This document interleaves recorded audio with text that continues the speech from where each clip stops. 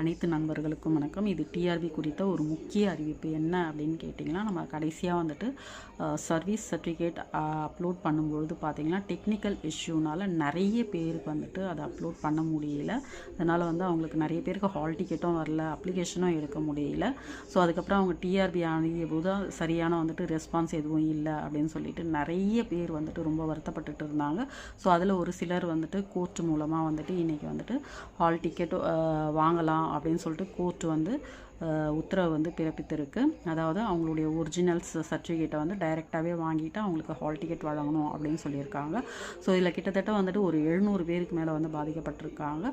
So அந்த நண்பர்கள் வந்து நீங்கள் டைரெக்டாக வந்து டிஆர்பியை வந்துட்டு அணுகி எக்ஸாம் வர்றதுக்குள்ளே உங்களுடைய ஹால் டிக்கெட்டை வந்து பெற்றுக்கொள்ளணும் அப்படின்றதுக்காக இந்த பதிவை வந்துட்டு நான் வந்து போடுறேன். தயவு செஞ்சு யார் யாருக்கெல்லாம் வந்துட்டு அப்ளிகேஷன் வந்துட்டு அப்டேட் ஆகலையோ, ஹால் டிக்கெட் வரலையோ, அந்த நண்பர்கள் எல்லாமே நீங்கள் டிஆர்பியை போயிட்டு காண்டாக்ட் பண்ணுங்கள். தேங்க்யூ.